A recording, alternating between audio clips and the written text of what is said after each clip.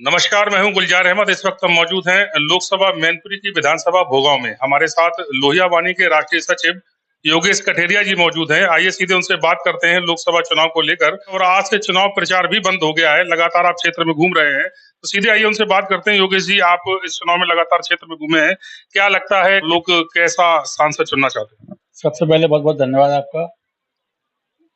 आज चुनाव प्रचार बंद हो गया है, परसों मैनपुरी मतदान है। पिछले 1 डेढ़ महीने में जो हम लोग क्षेत्र में रहे हैं, जनता के बीच गए हैं, गांव-गांव, घर-घर, लोगों का मैसेज साफ है। जो सरकार रोजगार के बारे में बात करेगी, महंगाई को कंट्रोल करने की बात करेगी, शिक्षा के बारे में बात करेगी, स्वास्थ्य सुविधाओं के बारे में बात करेगी, किसानों की आय के बारे में बात करेगी, उस सरकार को, उस पार्टी को जनता समर्थन देगी। 10 साल की भाजपा सरकार में जो असली मुद्दे थे, उन पर वास्तविकता में काम नहीं हुआ है और जनता में भारी गुस्सा है इन चीज़ों को लेके। गाँव-गाँव लड़के बेरोजगार घूम रहे हैं। अभी 60 लाख बच्चों ने फॉर्म भरा पुलिस भर्ती का। आपने देखा किस तरीके से पेपर लीक कर दिया गया। पेपर लीक हुआ, परीक्षा निरस्त हो गई और अगर ₹500 का भी एक फॉर्म की कीमत मानी जाए, तो 6 पंजे 30, 300 करोड़ रुपए की आय सरकार ने बेरोजगार युवाओं की जेब काट के की है। उसके अलावा जो बच्चे पेपर देने गए, परीक्षा देने गए, किराया भाड़ा खर्च किया। जो लड़के हमारे युवा साथी, भाई-बहन जो पहले से बेरोजगार हैं, आप उनकी जेब काट कर एक परीक्षा कराते हैं और परीक्षा में निरस्त हो जाती है, पेपर लीक हो जाता है। तो लोगों में बहुत गुस्सा है इस चीज़ को लेके। दूसरी बात महँगाई, 2014 में दाल का रेट क्या था, पेट्रोल का रेट क्या था, चावल का रेट क्या था, आटे का रेट क्या था और आज रेट क्या है।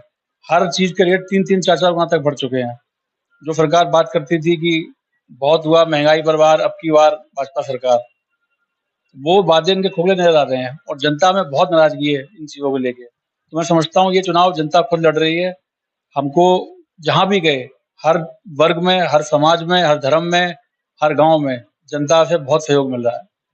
भारतीय जनता पार्टी लगातार ये कह रही है कि पिछला चुनाव जो लोकसभा का उपचुनाव हुआ था नेताजी के निधन के बाद, तो उपचुनाव में श्रद्धांजलि के रूप में लोगों ने वोट किया था। लेकिन अब परिस्थितियां बदली हुई हैं और नेताजी नहीं है, तो और इस बार जो लोकसभा का चुनाव है, तो डिम्पल यादव जी लड़ रही हैं। एक बात और कहना है उनका कि जहां से भी डिम्पल यादव चुनाव लड़ी हैं, तो दोबारा चुनाव नहीं जीती। ये तो उनके कुतर्क हैं, इसका तो जवाब देना ठीक नहीं है। लेकिन मैं आपसे तार्किक रूप से बात कह सकता हूँ कि जनता इस बार बहुत जागरूक है। ये बात ठीक है कि मेन स्ट्रीम मीडिया ने सही मुद्दों को नहीं उठाया और जनता तक सही खबर नहीं पहुँचाई। उसके बावजूद भी मैं देखकर दंग हूँ कि जनता तक सही बात पहुँच रही है। आप यूट्यूब वाले पत्रकार साथी हमारे बहुत मेहनत करते हैं, जनता तक सही खबर पहुँचाते हैं। उसका फ़ायदा ये हुआ है कि जनता जागरूक हुई है और जनता ये समझ रही है कि पिछले 10 सालों में सिर्फ़ लोगों को बाँट कर राजनीति की गई है।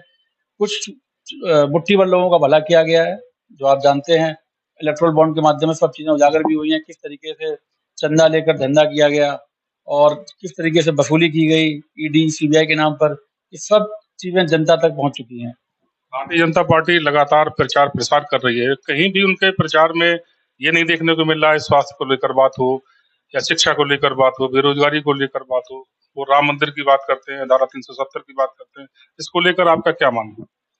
देखिए, इंडिया गठबंधन के जितने भी नेता हैं, चाहे वो समाजवादी पार्टी के नेता हों, कांग्रेस के हों या किसी अन्य हमारे सहयोगी दल के नेता हों, अगर आप उनका भाषण, उनका इंटरव्यू उठा के देखेंगे, तो हम सिर्फ़ और सिर्फ़ जनता से जुड़े हुए मुद्दों की बात कर रहे हैं।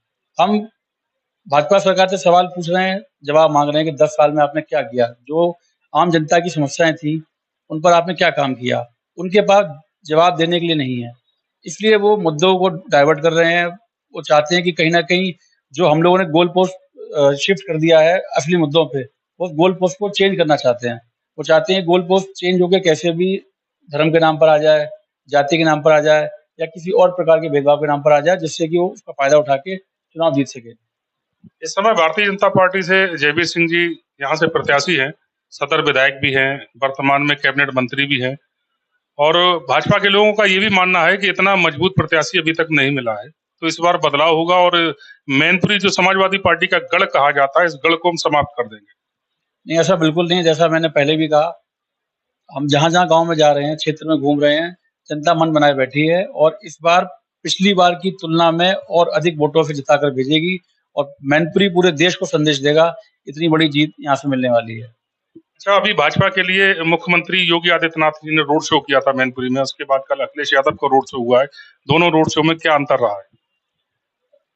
कल का जो रोड शो था वो ऐतिहासिक था। हमारे फ़ोन की स्क्रीन छोटी पड़ रही थी, हम भीड़ रिकॉर्ड नहीं कर पा रहे थे। जहाँ तक देखिए दूर-दूर तक किलोमीटरों लंबा जाम लगा हुआ था। यही अंतर होता है जब आप एक पार्टी रोड शो निकालती है और एक जनता रोड शो निकालती है। जो भाजपा का रोड शो था, उसमें पार्टी के पदाधिकारी लगे हुए थे और जो कल का रोड शो था, उसमें जनता की पूरी हिस्सेदारी थी।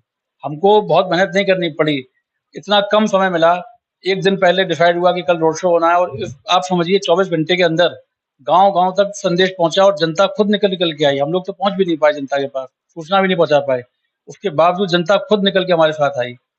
इस बार लोकसभा चुनाव में एक चीज और देखने को मिल रही है कि भारतीय जनता पार्टी अपने पूरे दमखम से लगी हुई है, प्रचार प्रसार कर रही है। समाजवादी पार्टी भी अपने प्रचार प्रसार में लगी हुई है, बसपा के लोग भी अपने प्रचार प्रसार में लगे हुए हैं। लेकिन कहीं ना कहीं वोटर ये देखा जा रहा है बिल्कुल साइलेंट मोड पे है। इससे क्या लगता है? देखिए वोटर जागरूक हुआ है, बहुत समझदार हुआ है और वोटर ये समझ चुका है कि ये जो चुनाव है, ये इस देश के लोकतंत्र और संविधान बचाने का चुनाव है। इस बात को लेकर हम लोग जनता के बीच जा भी रहे हैं और जनता में पहले से इसको लेकर जागरूकता भी है। तो हर व्यक्ति ये समझ रहा है कि जो इस देश के संविधान को बचाने की लड़ाई है, वो इंडिया गठबंधन की पार्टियाँ लड़ रही हैं और जिससे खतरा है वो भारतीय जनता पार्टी है। तो लोग मन बनाए बैठे हैं कि इस देश का लोकतंत्र बचाना है, संविधान बचाना है, तो एक तरफ़ा समर्थन हमारे इंडिया गठबंधन को, समाजवादी पार्टी को मिल रहा है। ये थे हमारे साथ समाजवादी पार्टी के लोहिया वानी के राष्ट्रीय सचिव योगेश कठेरिया जी, जिन्होंने अपनी बात को रखा है। लगातार हमारे साथ बने रहिएगा। कैमरामैन ओवेश के साथ गुलजार अहमद, जीटीवी भारत।